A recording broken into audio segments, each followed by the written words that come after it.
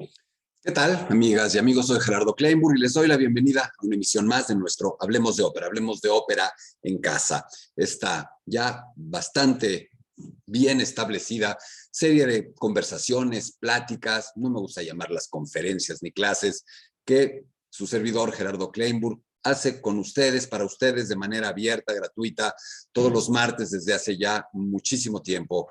Hay que hacer la cuenta pronto, pero estoy seguro de que nos debemos estar acercando peligrosamente a las 200 emisiones de Hablemos de Ópera en casa. Empezamos por agradecer a las instituciones que de una u otra manera se suman a estas transmisiones: la Secretaría de Cultura Federal, el Instituto Nacional de Bellas Artes y Literatura, el Auditorio Nacional, Ópera Latinoamérica, Santiago de Chile, el Teatro Julio Mario Santo Domingo en Bogotá, en Colombia, la Ópera de Los Ángeles en California, el Canal 22 de México, el Conjunto Santander de Artes Escénicas de la Universidad de Guadalajara, el Fórum Cultural Guanajuato, el Instituto Sinaloense de Cultura, ProÓpera AC, el Festival de Santa Lucía en Nuevo León, la Secretaría de Cultura de Coahuila, el Instituto Municipal de Cultura y Educación de Torreón, el Instituto Sonorense de Cultura, el Festival Alfonso Ortiz Tirado, la Mahler Foundation, la Sociedad Mahler.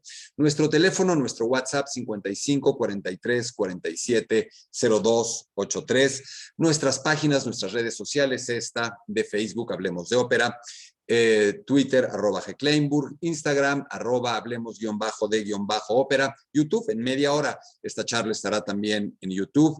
Nuestro canal es también Hablemos de Ópera. En nuestro correo electrónico, hablemosdeopera1@gmail.com. Antes de empezar, una invitación para que se inscriban a nuestro próximo curso en línea, La Ópera y el Poder. No aprovechando, sino tomando en consideración la difícil situación de política internacional que atraviesa el mundo por la invasión de Rusia a Ucrania, la dificultad extrema que están enfrentando muchos artistas de distintos géneros en la ópera, muy marcadamente rusos, por su pronunciamiento o no en contra del gobierno de Rusia, de Vladimir Putin, la manera en la que lo han hecho o no lo han hecho y la forma en la que les ha acarreado haber sido expulsados de casas de ópera y teatros y salas de concierto de enorme prestigio internacional. Todo esto nos invita a hacer una reflexión más profunda acerca de cómo la ópera y el poder se han relacionado en la historia. ¿Qué poder? Podríamos decir el poder político, el poder económico, el poder religioso, el poder de la doble moral, que también a su manera es un poder.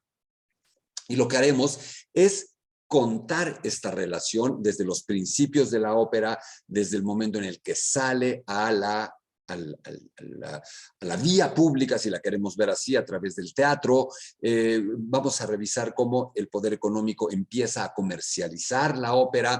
Vamos a ver cómo las monarquías absolutas, el despotismo ilustrado se relaciona, cómo la ópera bufa empieza a generar una serie de elementos perturbadores. Hablaremos de Napoleón, hablaremos de el nacionalismo de muchos países europeos en contra de la presión italiana operística, todo con muchos ejemplos, para irlo entendiendo, con muchos ejemplos de óperas escenificadas. Hablaremos, por supuesto, de la Segunda Guerra Mundial, de la Primera Guerra Mundial, del nazismo, del estalinismo, de la Guerra Fría, y desembocaremos evidentemente en lo que acontece hoy día.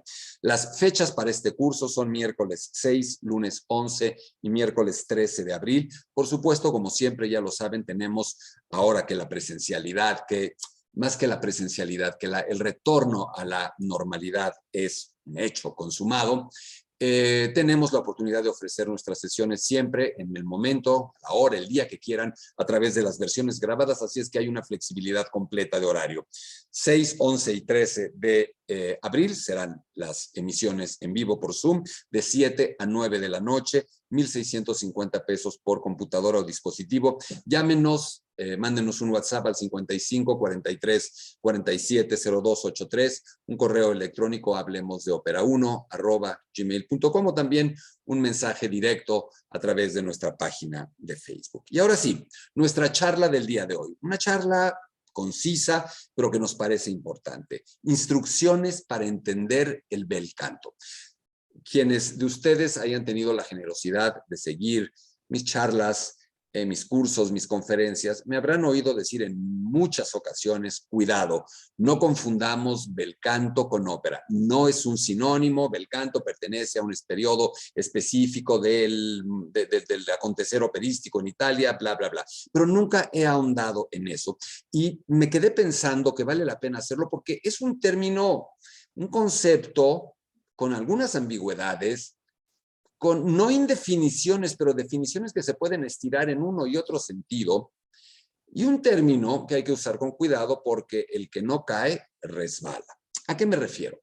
Bel canto está relacionado con varios elementos o con al menos dos construcciones del mundo operístico. Una forma de cantar y un periodo específico de la ópera. Por supuesto, no hay que averiguar mucho siendo hispanoparlantes para entender que proviene del italiano y lo que quiere decir bel canto, canto bello, cantar bello. ¿Qué será cantar bello? Los estilos de canto han ido modificándose a lo largo de la historia. Entonces, lo mismo podría haber sucedido con el bel canto, no. Vamos a ver que se refiere a un modo, técnica y estilo de cantar y, por supuesto, de escribir. Parece que ya estamos de vuelta. No sé qué sucedió, pero creo que tuvimos una pequeña pausa. Espero que estemos de nuevo conectados. Tuvimos una intermitencia de internet. No nos había pasado en todo el tiempo que tenemos aquí. Pero bueno, redondeando, estamos hablando de bel canto, de la historia del bel canto, de la definición exacta, puntual de lo que es el bel canto, este término que proviene del italiano, cantar bello, bello cantar. Y que tiene varios significados, puesto que se refiere a una forma específica de cantar, de escribir para que sea cantada de esa manera, y también tiene que ver con un periodo, con un repertorio, con un estilo de composición operística propiamente dicho. Lo que nunca ha sido, y ahí está la primera puntualización que volvemos a hacer, lo que nunca ha sido el bel canto es un sinónimo absoluto de ópera. Eso no lo ha sido, no lo es y no lo será, aunque mucha gente por una suerte de extensión amplíe ese concepto. No podemos decir que es un gran exponente del bel canto alguien que no canta bel canto. Y no podemos decir que un producto operístico de Dmitri Shostakovich se pueda considerar bel canto, puesto que acontece al menos 100 años casi después de que el bel canto ha terminado, un poco menos. Entonces tenemos que tener cuidado, eso ya lo habíamos dicho, detengámonos, no usemos ese sinónimo, pero ahora entendamos propiamente qué es. En primera instancia, este término se podría asociar a una escuela, modo, estilo de canto que surge bastante atrás, propiamente en el siglo XVIII, que va evolucionando, que va transformándose, que va agregando una serie de características hasta conformar un estilo global, más o menos hasta mediados del siglo XIX. Se considera como una frontera muy puntual del estilo de canto del bel canto 1850. Pero durante todo este periodo del que hablo, que es extenso, nadie jamás se refirió a esta manera de cantar o a estas óperas como óperas de bel canto o como compositores de bel canto o belcantistas o como grandes representantes vocales del bel canto. Nunca se usó. De hecho, y esto es lo fantástico de este término, una definición muy interesante, es que propiamente aparece cuando ese periodo puntual de exponentes operísticos del bel canto y ese estilo vocal de cantar del bel canto han desaparecido. Es en ese momento cuando empieza a acuñarse el término. Aquí empiezan las confusiones y los resbalones. Y poca gente conoce exactamente quién, cuándo y por qué empezó a designar todo esto como bel canto. Muy poca gente, incluso muchos especialistas y buenos aficionados a la ópera, probablemente desconozcan el origen del término. Y ustedes ahora en este momento van a estar entre los que ya no lo desconozcan y sepan exactamente que la palabra, el término bel canto aparece hacia 1860 en la pluma y muy probablemente antes en la boca, en el hablar, en el habla de escritores y críticos musicales de ese tiempo. Ellos lamentan con tristeza, con nostalgia, que se haya dejado de cantar así. Así como dije que se cantaba, y ahora lo vamos a explicar, que ya no se cante con ese estilo que duró tanto tiempo y que alcanzó su plenitud apoteósica, paroxística, en las primeras 5 décadas del siglo XIX. Y en esta actitud, o en esta, de alguna manera, nostalgia, se empieza a decir, ya no se canta como antes, ya no existe ese bel canto.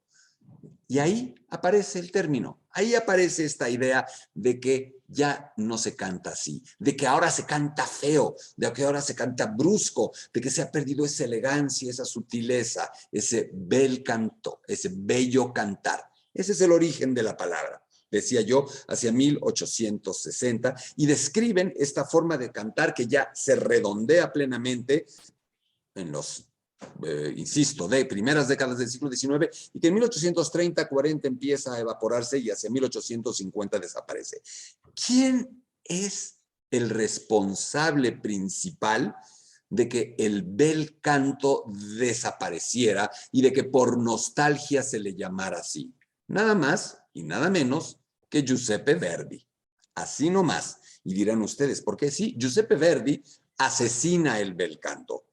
Lo primero abreva de él, se nutre, crece, florece en él, pero rápidamente empieza a modificarlo, lo va transformando, lo va transgrediendo, lo va revolucionando y termina sepultándolo para crear otra cosa. ¿Cómo es que hace eso? ¿Qué medios? ¿Por qué? Hay al menos 4 razones. La nueva tipología vocal que Verdi ha creado, un nuevo canto, un canto mucho más fogoso, mucho más ríspido, mucho más vehemente, que trata de exaltar muchísimo más la emoción visceral, extrema, a veces iracunda, a veces vengativa, a veces belicosa de lo que se hacía antaño. Él mismo está escribiendo música que ya no puede ser cantada de la misma manera. Por otro lado, dentro de esta nueva tipología vocal surgen nuevas tesituras, nuevos tipos de voces. Verdi, una suerte de Shakespeare italiano, un hombre que crea personajes, que hace música a los conflictos, las situaciones vividas entre un personaje y otro, toda la condición humana, empieza a imaginarse al personaje con cierta voz. Antes había que hacer una obra para un tenor, para un barítono, para un soprano. Bueno, no existían como tales los barítonos, eran clasificaciones más para una voz aguda, para una voz grave, para una voz ágil, para una voz menos ágil, para un castrado, y órale, en la historia que sea le metemos esos papeles. Verdi empieza a pensar de otro modo y se da cuenta de que Rigoletto tiene que sonar de una manera, de que Azucena tiene que sonar en El Trovador de una manera, con ciertas características, rangos, colores, texturas, atributos vocales propios de ese personaje. Y así, sin quererlo, pero queriéndolo, empieza a generar nuevas tesituras. El verdadero barítono moderno, dramático, el barítono verdiano nace. La mezzosoprano como tal, ya no soprano Falcón, sino una voz muy peculiar que pueda subir, que tenga cuerpo, que tenga unos graves profundos, que pueda tener un buen registro de pecho. Esta mezzosoprano, como podría ser una mezzosoprano grave, como podría ser Azucena, como podría ser Ulrica, como podría ser Éboli en el repertorio verdiano, también necesitan de un nuevo canto. Hay un tenor más pujante que ya imposta, que ya sube con el registro de pecho, que ya puede llegar al do con el pecho, el do de pecho. Tampoco es el tenor de antaño, ya no hay castrados. Todo eso va transformándose. ¿Qué más? La orquesta verdiana ha cambiado. la orquesta verdiana es mucho más numerosa, mucho más brillantes, hay nuevos instrumentos, empiezan a aparecer los instrumentos con llaves, empieza a aparecer propiamente el papel del director de orquesta, la orquesta es más agresiva que nunca, no se puede cantar con esa fineza, con esa delicadeza y gracilidad de antaño, con esa impostación y vibrato negociables. Eso ya no es posible. No hay manera de seguir ejerciendo el bel canto. Y es en ese momento cuando dicen, pero ¿por qué vivimos estos tiempos donde no se canta como antes y donde ya no existe ese bello canto? Se referían puntualmente a un periodo que acababa de pasar en la ópera italiana, el periodo romántico italiano, en el que destacan Bellini, Donizetti, Pacini, Giovanni Pacini, Saverio Mercadante, y en el que inevitablemente también está Gioachino Rossini, porque es Rossini el que ha llevado este canto a su apogeo máximo. Decir que Rossini no es belcantista es absolutamente equivocado. Rossini inventa eso, como inventa tantas otras cosas. Lo establece de una manera definitiva y definitoria. Y son Bellini, y Donizetti, y Pacini, y los mencionados, los que van siguiendo esa línea ya puramente belcantista inaugurada por Rossini. Y son ellos, estos italianos, exclusivamente los de los primeros 50 años del siglo XIX, Rossini, Bellini, Donizetti, Mercadante, Pacini, básicamente ellos y sus óperas, los que conforman el periodo, no el estilo, el periodo operístico del bel canto. Aunque realmente este término que aparece como una nostalgia, escrito en algunos textos literarios, en ensayos musicales, en críticas musicales, se va agotando y desaparece muy pronto en la segunda mitad del siglo XIX. Hasta principios del siglo XX empieza a aparecer un poco con más frecuencia y regularidad en textos, libros de musicología, de historia de la ópera, y se instala verdaderamente como una tipología operística específica hasta que renace este repertorio de los compositores que he mencionado hacia los años 50 del siglo XX y en particular gracias a la vida, la obra, el legado y la interpretación histriónico-vocal de una soprano única en la historia de este género, María Callas. María Callas, que en primera instancia es de alguna manera la responsable de revivir tanto de este repertorio. Iremos por ahí en un momento. Y en el siglo XXI tenemos estas ambigüedades de las que di cuenta en un principio. Ahora bien, dije que por extensión, se ha considerado como origen del bel canto, del estilo vocal, del estilo canoro, a la forma de cantar, a este estilo italiano o a la italiana o italianizado que predomina en toda Europa durante una buena parte del siglo XVIII y del siglo XIX. Es decir, tal y como se entiende hoy día, bel canto se refiere a ese estilo vocal de origen italiano del que hemos hecho ya alusiones, al que hemos ya aludido.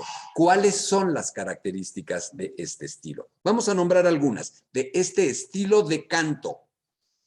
Un canto que sigue, y ojo, este canto aparece muy lejos, en el periodo barroco, es cuando se empieza a cantar de otra manera, de la manera que se cantaba cuando la ópera inicia en el Renacimiento.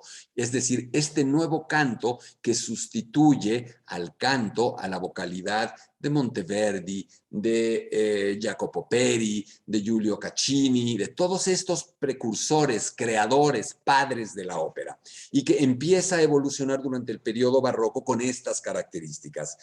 Un canto, un estilo de cantar, un estilo de escribir para la voz que comienza a poner una enorme atención en las palabras clave, que trata de adaptarse a los matices, a las inflexiones de esa lengua, la italiana, desde una perspectiva musical, sonora. Por primera vez, los sonidos musicales, las notas musicales. La música trata de responder instantáneamente a la emotividad de las palabras, ser hiperreactiva a las palabras claves, amor, venganza, muerte, traición. Todas esas palabras tan determinantes de una escena, de un conflicto, de un estado de ánimo, son detectadas por la música y de alguna manera encumbradas dentro de esa redacción vocal. Esa es otra de las características de este origen de canto, de este origen del bel canto. Un fraseo musical particularmente cuidado. ¿Qué es eso del fraseo musical? Trazar frases, líneas vocales muy amplias, muy extensas, que por lo tanto requieran de una gran capacidad pulmonar, lo que se llama en términos operísticos fiato, capacidad de respiración. Este nuevo fraseo, cuidado, muy bien trazado, muy extenso, muy etéreo, es parte característica de este bel canto. Un gran contraste entre pasajes muy ligados, muy sutiles, muy lentos, muy cantados y pasajes staccati, como si rebotaran, con notas brevísimas, tipo ametralladora, para que me puedan entender. La diferencia entre lo que sonaría tocar una cuerda con un arco de un violonchelo y lo que sonaría disparar una ametralladora. Ese tipo de percusión, de sonido casi percutido vocalmente, si lo podemos llamar así, es a lo que llamaríamos staccato. Es decir, este staccato versus el legado al que he hecho referencia. También otra característica que podemos detectar y enunciar del bel canto es el uso y el abuso del portamento. ¿Qué es eso del portamento? Es la manera en la que se puede llegar a una nota aguda. Hay dos maneras. Se puede simplemente disparar el sonido hacia el agudo, directo, atacar, llegar directo al agudo, o puede uno arrastrar, glisar, resbalar, hacer un glissando para llevar la nota al agudo. Eso empieza a acuñarse, empieza a llevarse a cabo justamente en este periodo de nacimiento, desarrollo y consolidación del bel canto vocal. La costumbre, también muy de moda en el bel canto, de emitir las notas muy suaves en pianísimo, crecerlas, crescendo hasta un fortísimo, y luego decrecerlas, disminuyendo de nuevo hasta un piano. Todo sobre un mismo sonido, con una misma respiración. Esto se vuelve una de las grandes modas del bel canto, sobre todo en el apogeo, en la explosión del periodo belcantista decimonónico al que hemos hecho referencia. Hay también una enorme libertad del cantante para modificar los tiempos, para ir justamente a tiempo bien medido, o de pronto acelerar, o de pronto alentar, ralentar, o de pronto hacer un tiempo irregular, como que le roba fragmentos de segundo una nota a la otra, por eso se le llama rubato, o de pronto quedarse un rato largo prolongando un bello sonido, fermata. Todos estos términos, pero estas características son las que realmente van determinando el bel canto. Y por supuesto, importantísimo, el creciente empleo de la coloratura, de la acrobacia, de los saltos, los trinos, los agudos, los sobreagudos, los arpegios, los fuegos artificiales que escuchamos como un pajarito gorgoreando. Eso aparece y se encumbra hasta el exceso con y en el bel canto, precisamente. Sobre todo arranca en la ópera seria, en la ópera barroca del siglo XVIII, cuando existen las famosas arias da capo, arias que se repiten, en las que la primera parte se repite y que los cantantes pueden hacer o deshacer, adornar o variar como van queriendo, utilizando todos estos recursos que acabo de mencionar. Justamente este maletín de recursos, este conjunto de instrumentos de canto, es los que el cantante hace, el castrado, la soprano, el tenor, en la ópera barroca para hacer las repeticiones enteras de la primera parte del aria, que la llamada aria da capo, aria con repetición, implica. También es importante determinar que el famoso vibrato termina de establecerse y de utilizarse intensamente con el nacimiento y el desarrollo del bel canto. ¿Qué es el vibrato? Cuando nosotros oímos una voz operística, oímos una pequeña vibración, no la oímos lisa, justamente oímos esa vibración. A veces esa vibración se puede hacer un poco grande cuando el cantante ya no está en plenitud, su voz está avejentada, o a veces se puede hacer, bueno, ahí se va haciendo grande, o de pronto es demasiado cerrado, así como si fuera una cabra balando. Ese sonido es un tipo de vibrato de otra naturaleza, de otro tiempo, que a veces es más o menos aceptado. Pero lo que quiero decir es que el vibrato es otra de las características del estilo belcantista que va naciendo.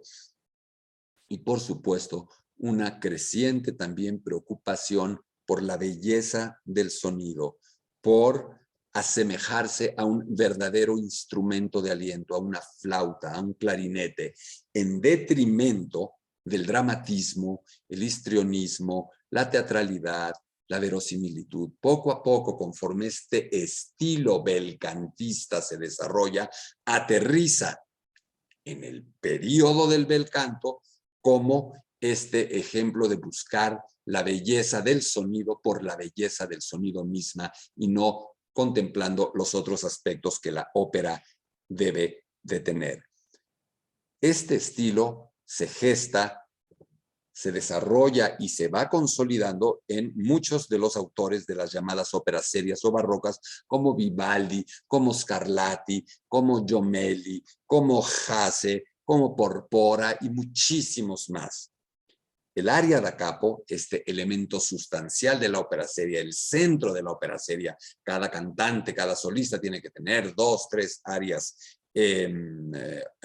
da capo precisamente, es además lo que va empujando este desarrollo, esta consolidación, este exceso y este sobreexceso final del llamado bel canto. Mozart y Händel son dos compositores que beben de este estilo también y que lo exponencian desde una musicalidad, una genialidad y una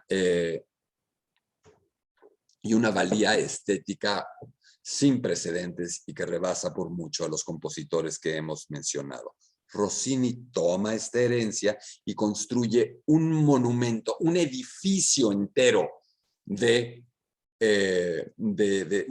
ensamblaje operístico que se vuelve un estilo, que se vuelve la ley, la constitución, los mandamientos inviolables de hacer ópera en Europa a la italiana durante 20 o 30 años. Es tan determinante que incluso se le llama el Código Rossini. Lo hemos hablado en alguna de nuestras charlas, no nos vamos a quedar aquí repitiéndolo, pero ¿qué tiene este estilo o este Código Rossini que toma toda esta herencia del canto belcantista y la convierte en el estilo operístico belcantista? Lo repito una y otra vez para que pueda quedar claro y para que pueda verse que hay una relación de pronto un poco interdependiente que puede confundir los límites entre el estilo de canto belcantista y el estilo de componer belcantista. ¿Cuál es este código Rossini? Un estilo canoro y vocal muy determinado, que es el que hemos mencionado, el aria da capo, que se vuelve ya ahora una especie de escena y aria, evoluciona esta aria da capo para convertirse ya más bien en algo más dramático, con sus dos partes, pero con participación de otros solistas, del coro en medio, es decir, ya no solamente es el cantante o la cantante o el castrado parándose en el proscenio, deteniendo todo, cantando sus gorgoritos 10 minutos, sino que está integrado de una manera a la acción. Por eso, scena, escena, ed aria, y aria, escena con aria con escena. También este bel canto rossiniano empieza a generar una sensación de mayor continuidad dramática, de que todo va avanzando como un flujo teatral más natural, más incesante, a través de fuelle, de fuerza, de momentum, de crescendos, de acelerandos, de concertantes, donde hay varios cantantes cantando al mismo tiempo y se integra el coro, y todo va avanzando con una sensación. No hay todavía continuidad dramática, sigue dividida en números, en partes muy esquemáticas la ópera, dúo, recitativo, terceto, aria, concertante, etcétera, pero Rossini nos va creando esta suerte de sensación de que nada se detiene, de que no está tan reticulada.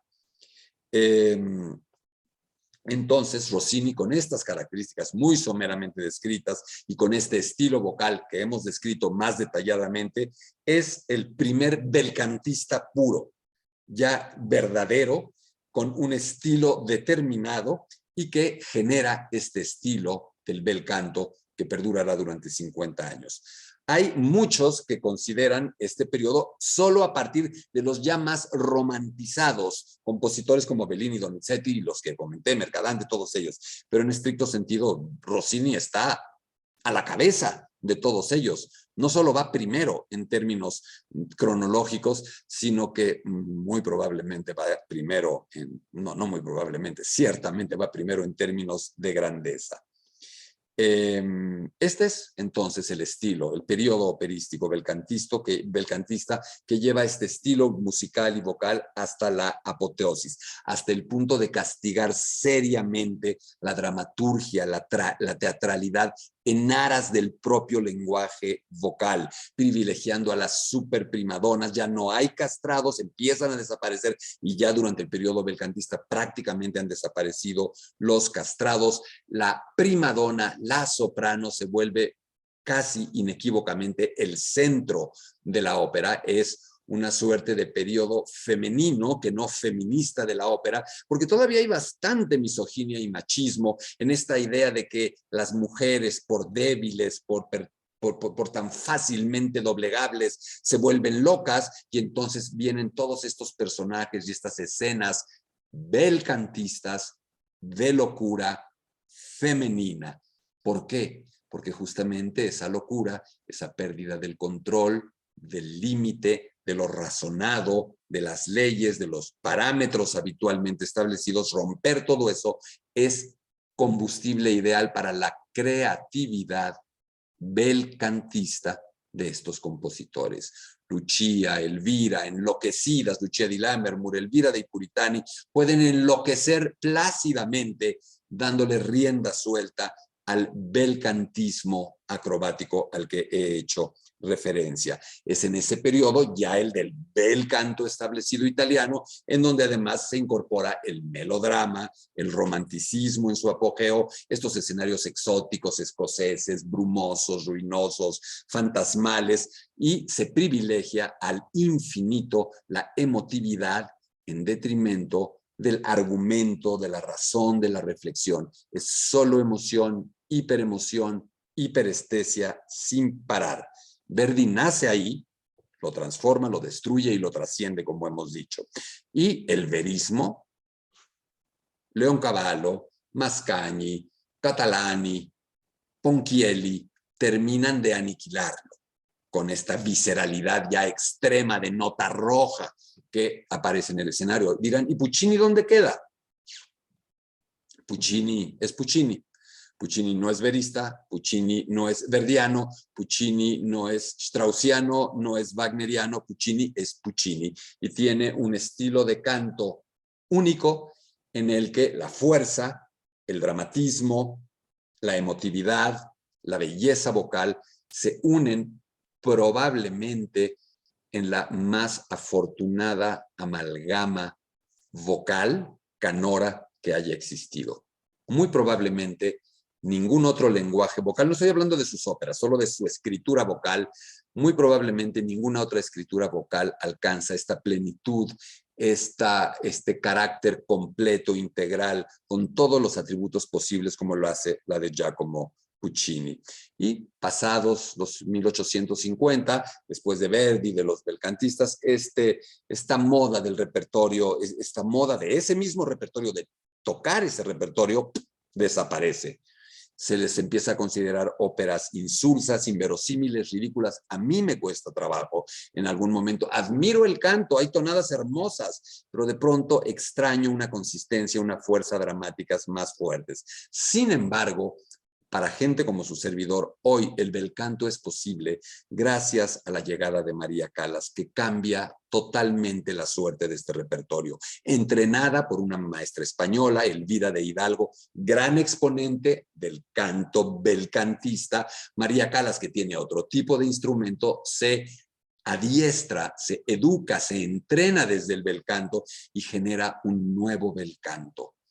en donde están esos elementos a los que he hecho referencia, pero ahora con intención dramática, con fuerza vocal, con temperamento, con hipermusicalidad, con mesura en los excesos, y empieza ella a revivir óperas como Norma, como Lucia di Lammermoor, como La Sonámbula, como Medea, como Ana Bolena, como El Pirata, como Armida, como La Vestale y un eterno etcétera, que vuelven a la vida gracias a la divina, a María Callas. Y luego viene toda una pléyade de estrellas vocales masculinas, femeninas, Sutherland, Genser, Beverly Hills, Berganza, Marlene Horn, y hombres también, Luigi Alba, en fin, hay muchos exponentes de este estilo belcantista.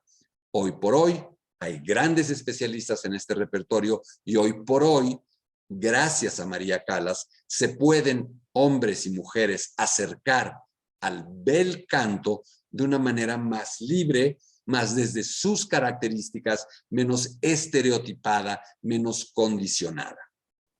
Espero haber sido claro, insisto, es un terreno, es un término polivalente que define una manera de cantar, para redondear, del siglo XVIII al siglo XIX y que define un periodo que utiliza ese canto en los primeros 50 años del siglo XIX en Italia. Yo espero que con estas instrucciones, como traté de llamar a nuestra charla, nunca más nos tropecemos y tengamos muy claro todas y todos qué es, qué no es el bel canto y podamos con amabilidad, con cariño y con entusiasmo hacerle ver a alguien que usa el término de una manera equivocada que probablemente le falta la información que ustedes ya tienen ahora. Antes de despedirnos, una invitación de nuevo para que se inscriban a nuestro curso en línea La Ópera y el Poder. Recuerden lo que siempre decimos, estos cursos hacen posible, sustentan este esfuerzo precisamente. El curso arranca el miércoles 6 de abril y prosigue 2 sesiones más, lunes 11 y miércoles 13 de abril,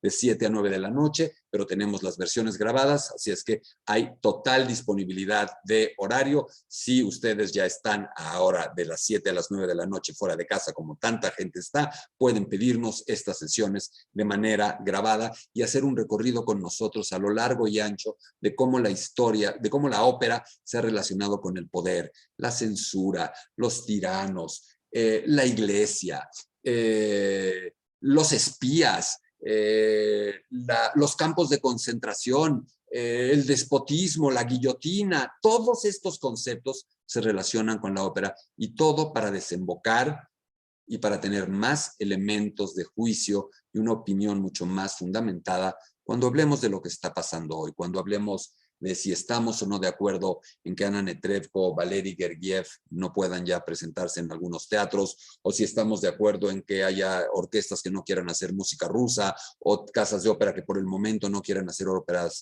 rusas, ver cómo se han comportado en otros momentos los países en guerra con la música, la ópera, los cantantes, los compositores del bando enemigo durante las guerras. ¿Qué ha pasado? Acompáñenos. Inscríbanse a nuestro curso La Ópera y el Poder llamando o enviando un WhatsApp al 55 43 47 02 83 o un correo electrónico a hablemosdeopera1@gmail.com. Gracias por su presencia, por su compañía. Soy Gerardo Kleinburg y me despido de ustedes. Hasta la próxima. Gracias.